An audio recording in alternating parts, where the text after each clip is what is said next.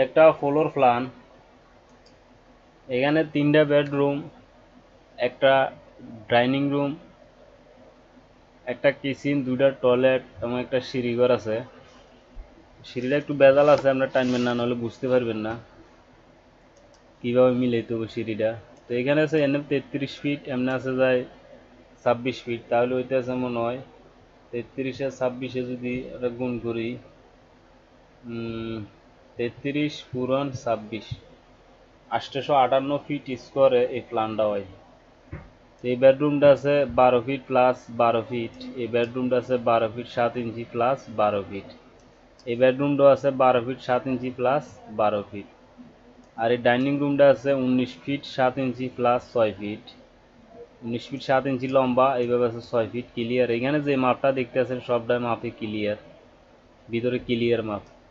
আর এই কিচেনটা আছে 5 ফিট 6 ইঞ্চি প্লাস 9 ফিট 2 ইঞ্চি, ওভেন টয়লেটটা আছে 5 ফিট 6 ইঞ্চি প্লাস 4 ফিট 6 ইঞ্চি, আর অ্যাটাচ টয়লেটটা আছে 5 ফিট 6 ইঞ্চি প্লাস 5 ফিট। তো এখানে সিঁড়িঘরটা আছে এইভাবে সেন্টার টু সেন্টার আছে 13 ফিট, আর এইভাবে সেন্টার টু সেন্টার আছে 8 ফিট। তো এখন এইভাবে ভিতরে ক্লিয়ার আছে 7 ফিট বা 2 ইঞ্চি বা 7 ফিট। প্রতিটা ওয়ার্ড সেলে 3 ফিট 6 ইঞ্চি করে পাইবেন। এবং সিঁড়িটা এখান থেকে 11টা ধাপ দিয়ে ল্যান্ডিং শো মিলাবেন। সিঁড়িটার হাই এই ল্যান্ডিংটা ডালাই দিবেন 5 ফিট 6 ইঞ্চির মধ্যে যায়, সিঁড়ির ল্যান্ডিংটা ডালাই দিবেন 11টা ধাপ দিয়ে সিঁড়িটা মিলাবেন। এবং এখানে গ্রেড বিমটা বরাবর 1.5 ফিটের নিচের দিকে ডাউন করে দিবেন।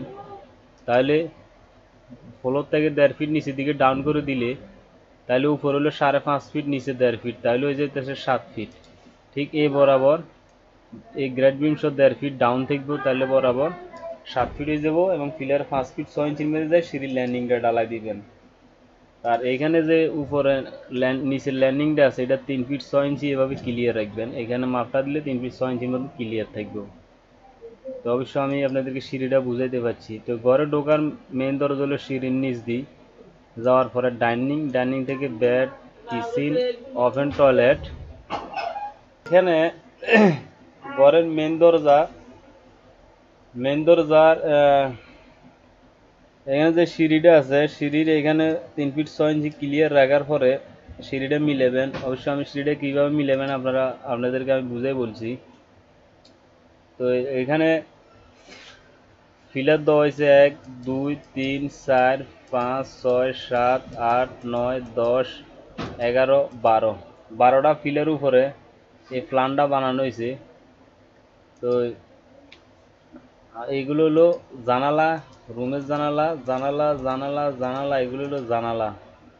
যদি আপনাদের সামনে জায়গা থাকে আপনারা অবশ্য এইভাবে বারান্দা করতে পারেন, বারান্দা দিতে পারেন, কোনো সমস্যা নাই যদি জায়গা থাকে, আর না থাকলে নাই। ওই আর এখানে ঘরের আমি যেভাবে মাপ এবং ফিলারগুলো দেখাইছি মাপটাও দেখাই দিছি, যদি আপনারা এইভাবে বরাবর রাখেন তাহলে তাহলে আপনারা এখানে এই মাপটাও বরাবর রাখলে রুমের ভিতরে যে ক্লিয়ার মাপটা আছে আপনারা বরাবর পাইবেন, একটুও বেশ কমাইতো না। আর যদি ছোট করেন ছোট হইব, বড় করলে বড় হইব। ঠিক আছে। তো এখানে আমি সিঁড়িগুলো আপনারা বুঝার সাথে সুন্দর মতো দেখাই দিলাম, আঁকি ঝুঁকি মনে করেন হিসাব করে দিছি যেন আপনার কাজ করতে কোনো সমস্যা না হয়। তো আরেকটা জিনিস হলো এখানে যে দরজাটা আছে একটা ছোট একটা দরজা দিবেন। এখান থেকে ঢোকার পরে ঘরে ঢোকার পরে এখানে রুমের দরজা মেইন দরজা হলো এটা, এখানে একটা দরজা দিয়ে দেখবেন আপদ বিপদের লাই, কারণ এই দরজাটা বন্ধ হওয়ার পরে অত এই রুমের লোকের জন্য একটু সমস্যা হইতে পারে, এই জন্য। ঠিক আছে। তো এখানে ছোট একটা 2.5 ফিট দরজা, মানে এটা গ্লাস সিস্টেম দিয়ে দিলে চলবো, বা অন্য দরজা দিলেও কোনো সমস্যা নেই। তো এই ধরনের ফ্রি ফ্লোর প্ল্যান যদি সবসময় দেখতে চান তাহলে অবশ্যই আমার চ্যানেলটা সাবস্ক্রাইব করে রাখবেন, ভিডিওগুলো বেশি বেশি করে শেয়ার করে দিবেন, এবং ভিডিওগুলো দেখার সময় একটা একটা লাইক দিবেন। তো সবাই ভালো থাকেন। আল্লাহ।